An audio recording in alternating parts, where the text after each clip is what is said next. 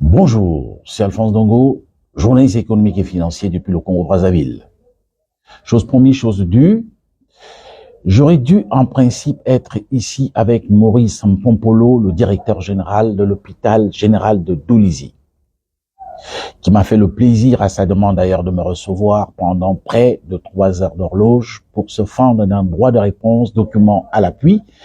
Et quand je parle de 3 heures, parce qu'il y avait trop de documents à lire.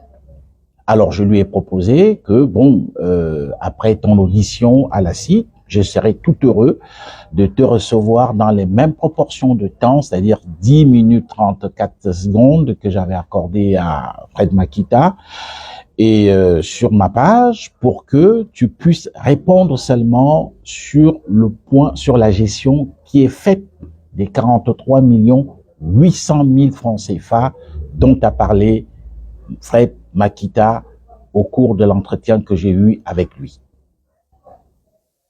Et tout était donc pratiquement OK pour que le samedi, nous puissions donc avoir cet entretien. Et comme vous le savez, il n'est pas donc ressorti de son audition à la CIT. Je tiens à préciser à toute fin utile qu'il ne s'agit vraiment pas pour moi ici de faire entrave à l'enquête qui est en train d'être menée par les fins limiers, n'est-ce pas, de cette grande maison. Mais il s'agit pour moi en tant que journaliste de faire preuve de mon honnêteté et surtout de ne pas afficher comme une espèce de parti pris parce que certains diront tu as accordé la parole à Makita et tu n'en as pas accordé à Maurice Mpompolo. Mais tout de même, Maurice Mpompolo qui m'a fait lire un certain nombre de documents, cela me permet aussi sur la base de ce que j'ai eu avec lui comme entretien de dire ce que, évidemment, j'ai entendu, ce que j'ai vu, sans pour autant tirer quelconque conclusion. C'est-à-dire, je ne sais pas jusqu'à présent, même après avoir lu ces documents, qui a tort, qui a raison, est-ce qu'il y a eu distraction de fond ou pas. C'est pourquoi je me permets de vous livrer ici la substance de l'entretien que j'ai eu avec lui pendant pratiquement près de 3 heures d'horloge. Il faut noter une chose qui est vraie, c'est que M. Mpompolo reconnaît l'existence de 43 800 000 francs CFA qui, d'après lui, arrivent de manière épisodique dans les comptes de l'hôpital général de Dolisie. Et pour quelle raison? Tout simplement, la trésorerie du pays ne permet pas d'envoyer 43 800 000 francs chaque fois. La dernière fois, dit-il, avec document à l'appui, comme j'ai pu le constater, je n'en sais rien, c'est ce que j'ai vu, ça remonte à mars 2024. Avril, mai et même juin, il n'a pas reçu le moindre radis, me dit-il.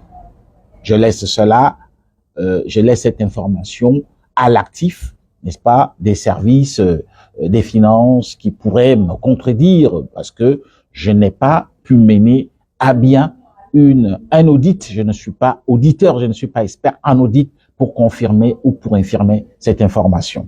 Et il m'a donc expliqué que face aux difficultés de trésorerie, c'est-à-dire que les hôpitaux généraux du Congo ne reçoivent aucune subvention depuis quelques années, il m'a même dit, d'ailleurs, dans le cadre justement de ce qui est convenu d'appeler comme des fonds qui arrivent, comme 43 800 000 francs à l'hôpital général de Dolisie, qu'il y a des hôpitaux qui en ont moins, mais il y en a aussi qui en ont vraiment plus. Et c'est un mécanisme qui a été créé. D'abord, il y a 13 800 000 francs CFA qui sont destinés à ce qu'il m'a présenté comme traitement des salaires. Il me dit, c'est un mécanisme qui existe notamment au niveau de tous les agents des services des finances, du ministère des Finances, qui travaillent dans une structure comme celle-là. Et ils appellent toujours ça traitement de salaire, c'est-à-dire qu'il s'agit de traiter là les salaires lorsqu'ils arrivent, et on paye donc des primes à ceux qui ont évidemment pu travailler là-dessus, des primes qu'il m'a présentées qui varient entre 40 000 et 500 000 francs, je crois, c'est ce que j'ai lu.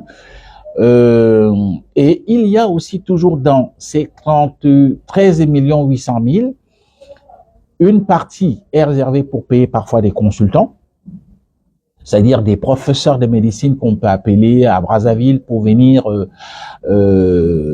venir aider en termes de relèvement de ressources humaines. Les agents qui sont en service à l'hôpital sont payés là-dedans.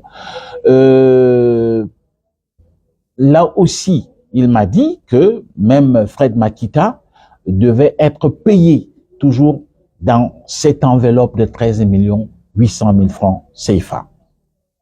Et que dans les 30 millions qui restent, c'est destiné à assurer les charges incompressibles de l'État, plutôt de l'hôpital général de Dolésy, notamment payer les intrants, payer les fournisseurs, faire que la pharmacie soit toujours approvisionnée. Il m'a dit, renseignez-vous, Monsieur Ndongo, l'hôpital de Dolésy n'a pas un problème de médicaments de première nécessité. Il me dit de première nécessité. L'hôpital de Dolésy, me dit-il, pratique la césarienne gratuitement conformément au décret présidentiel qui avait institué la gratuité de la césarienne. Il me dit, il est l'un des rares hôpitaux, n'est-ce pas, qui pratiquent la césarienne. C'est donc le seul hôpital, m'a-t-il dit, il dit, il n'y a que mes investigations pour l'infirmer ou pour le confirmer. Monsieur Mpompolo m'a donc aussi présenté la liste des fournisseurs. Chaque fois, il me dit, ils ont créé un mécanisme à l'hôpital général de Dolésy que chaque fois qu'un médecin, un fournisseur se présente à eux, ils lui disent, nous avons besoin de X appareils, nous avons besoin des intrants, mais il faut te soumettre à notre rythme de paiement, des fournisseurs, parce que nous n'avons pas assez d'argent. C'est donc dans ces 30 millions qu'ils essaient de saucissonner pour payer certains fournisseurs. Que c'est dans cette enveloppe de 30 millions que, par exemple, ils peuvent faire face à l'entretien du groupe, au gasoil, parce qu'il n'y a pas de subvention, que dans cet argent, qu'ils peuvent faire face au paiement, par exemple, des services de gardiennage, ou alors de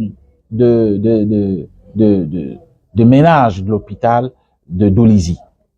Que les recettes de l'hôpital, qui varient entre 80 et 150 000 selon que la période est bonne ou pas, cet argent ne permet vraiment pas de supporter les charges incompressibles d'un grand hôpital comme l'hôpital général de Dolésy. Donc cet argent, les 30 millions, c'est aussi là-dedans, lorsque le ministre peut l'appeler à Brazzaville pour une urgence, c'est là qu'il peut prendre des frais de mission avec un ordre de mission établi en bonne et due forme par le préfet. Que c'est dans ces 30 millions qu'ils peuvent payer, comme le fournisseur que j'ai pu voir, un sujet ouest-africain installé en Cailly et qui dispose d'une quincaillerie lorsque il y a des problèmes de sanitaire ou de plomberie, c'est là où ils peuvent payer le fournisseur après qu'ils ont eu à prendre à crédit certains matériaux.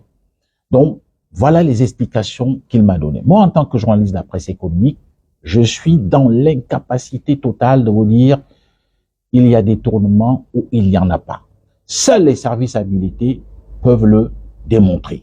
Et le Congo en dispose des organes de contrôle, la direction générale, il y a la direction générale d'inspection d'État, il y a la direction générale, il y a l'inspection générale des finances, il y a l'inspection générale d'État, il y a la direction générale du contrôle d'État, qui est, n'est-ce pas, une direction du ministère du contrôle d'État. Il y a la haute autorité de lutte contre la corruption. C'est vrai que Makita l'a dit qu'il ne faut vraiment pas faire confiance à certaines institutions considérées par lui comme des budgétivores, mais il y a quand même une institution comme celle-là qui peut mener un audit. Il y a le commissariat national aux comptes que tout le monde oublie, qui est carrément, n'est-ce pas, du ressort du ministère des Finances, qui peut aussi mener un audit. Il y a la direction générale, il y a la Cour des comptes et des disciplines budgétaires qui peut, pourquoi pas, vérifier comment est-ce que sont gérées, n'est-ce pas, des répartitions budgétaires, notamment en ce qui concerne le cas de l'hôpital général de Dolésy, pourquoi pas d'autres hôpitaux. Il y a donc ces services, et il y a, je ne vais pas oublier, la Commission nationale de transparence, le CNTR, qui évidemment est un instrument qui doit donc vérifier comment est-ce que sont gérées les finances de la République. Donc autant d'instruments dont dispose l'État pour pouvoir mener un audit, lequel peut déboucher sur des cas de distraction ou non de fonds. Donc, pour l'instant, moi, en tant que journaliste de la presse économique, j'ai voulu, n'est-ce pas, donner le même temps de parole à Monsieur Pompolo. Bon, malheureusement, il n'y est pas, et je me fais le devoir de vous retracer in extenso ce qu'il a pu me dire, et pour que je reste dans ce qu'on appelle l'équilibre de l'information.